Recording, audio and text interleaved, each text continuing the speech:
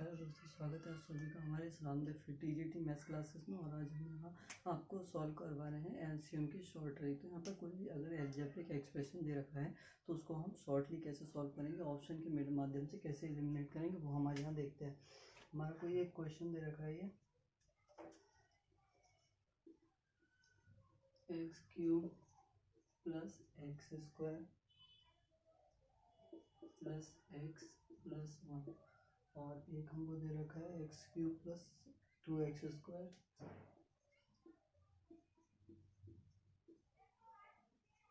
Plus x plus 2। यहाँ पर ये क्वेश्चन दे रखा है, इसमें हमको फाइंड एलसीएम निकालना है इसका। तो फाइंड एलसीएम इन्होंने बोला है लोएस्ट कॉमन फैक्टर, ठीक है। तो यहाँ पर इसे हम कैसे निकालेंगे वो देखेंगे। इसमें अगर हम देखें तो पहले तो हम आपको जनरल मेथड आप क्या लगाएंगे वो हम बता देते हैं यहाँ पर। जैसे कि अगर आप इसमें से दो टर्म में से एक्स स्क्वायर कॉमन ले लेते हैं, यहाँ से एक्स स्क्वायर आप देखेंगे यहाँ पर बचेगा एक्स और ये प्लस यहाँ पर बच जाएगा 1। फिर इन दोनों टर्म में से हम कुछ कॉमन नहीं मिला तो 1 ले लेते हैं यहाँ से, तो एक्स प्लस 1 बच जाएगा। यहाँ पर आप देखेंगे तो इसके फैक्टर क्या बन जाएंगे, ये एक्स प्लस 1 और यहाँ से एक्स स्क्वायर प्लस 1। और फिर हम इसके फैक्टर जब करें तो यहाँ पर आप देख सकते हैं यहाँ पर से भी एक्स स्क्वायर कॉमन मिल रहा है और एक्स प्लस 2 बच रहा है यहाँ पर, और प्लस यहाँ से 1 कॉमन ले लेते हैं, यहाँ से भी एक्स प्लस 2 बच जाता है। फिर इसके बाद हम देखते हैं तो आप कहेंगे यहाँ से क्या बच रहा है, तो यहाँ से देखिए एक्स प्लस 2 इसके फैक्टर हो गया एक, और एक हो गया आपका एक्स स्क्वायर प्लस 1, ये दो इसके फैक्टर हो गए। अब जब हम इसका एलसीएम लेंगे तो हम क्या करते हैं, यहाँ से सबसे पहले तो हम कॉमन इसमें देख लेते हैं क्या है फैक्टर।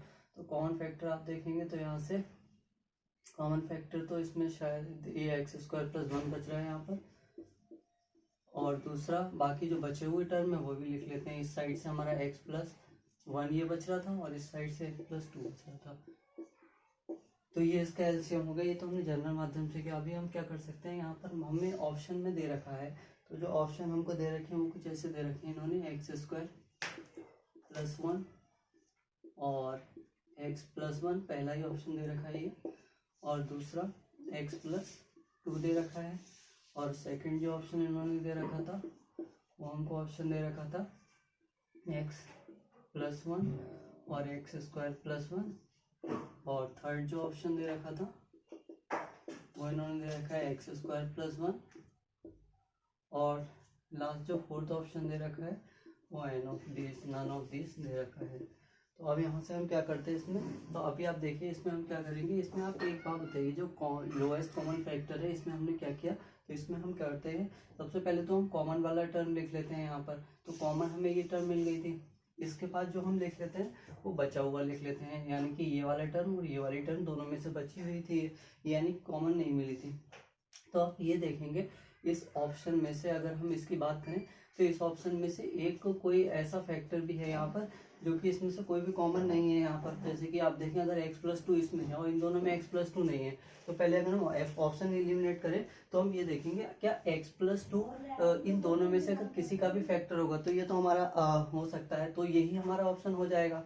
क्योंकि सबसे ज्यादा अगर हम ये देखें तो ये x प्लस 2 केवल इसी में तो आ रहा है, और x प्लस 2 अगर इन दोनों में से किसी का भी फैक्टर होता है तो इस दोनों में x प्लस 2 तो नहीं है, तो x प्लस 2 अगर इन दोनों में नहीं है यानी कि इन दोनों में होना चाहिए था। अगर ये इसका एलसीएम होता तो ये दोनों ऑप्शन कट जाते, और ये दोनों ऑप्शन कट जाते तो हम डायरेक्ट इसको लगा सकते थे, ठीक है।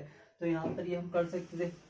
तो पहले तो हम देख लेते कि x प्लस 2 इनमें से किसी का फैक्टर है, तो उसके लिए हम क्या करेंगे, x प्लस 2 इक्वल टू 0 रखेंगे। तो यहाँ से x की वैल्यू -2 हम इस इक्वेशन में रखेंगे। सपोज दैट इसका फैक्टर अगर नहीं मिलता है तो इसमें रखेंगे, अगर इसका भी फैक्टर नहीं मिलता है तो हमारा ये ऑप्शन कट हो जाएगा। फिर हम इन दोनों में से कोई चेक कर लेंगे, एक्स स्क्वायर या फिर एक्स प्लस 1 वाला।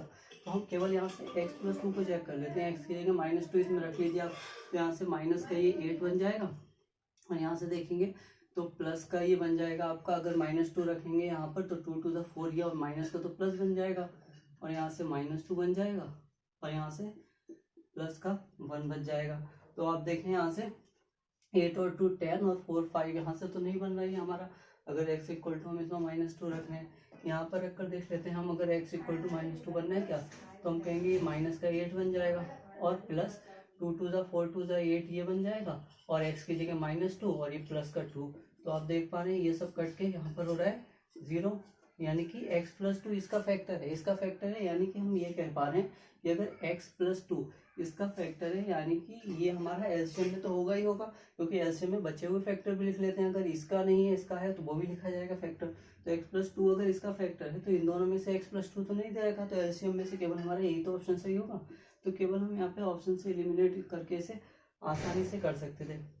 ऐसे कोई भी क्वेश्चन हो, हम पहले सबसे बड़ी टर्म में ये देख लेते हैं, कोई भी बिल्कुल डिफरेंट जो टर्म आ रही है उसे देख लेते हैं, क्या वो हमारा इसमें हो सकता है इसका फैक्टर। अगर वो इसका फैक्टर तो आंसर वही हो जाएगा, और अगर वो इसका फैक्टर नहीं हो रहा है तो हम कह सकते हैं कि अगर वो इसका फैक्टर नहीं तो ये ऑप्शन हमारा कट हो जाता, तो हम इन दोनों में से कोई चेक कर लेते हैं, है ना। तो इन दोनों में से कोई चेक कर लेते हैं। तो अदरवाइज अगर हमारा कोई डिफरेंट ऑप्शन है तो उसे ही हम सिलेक्ट करके उससे ही पता लगा सकते हैं कि ये एलसीएम होगा या नहीं होगा। तो हम देख रहे हैं आपने केवल हमने 2 लाइनों में इस सवाल को कर दिया और हमें इतना लंबा नहीं करना पड़ा। तो इस तरह से हम ऑप्शन को एलिमिनेट करके कोई भी अलजेब्रिक एक्सप्रेशन का एलसीएम निकाल सकते हैं।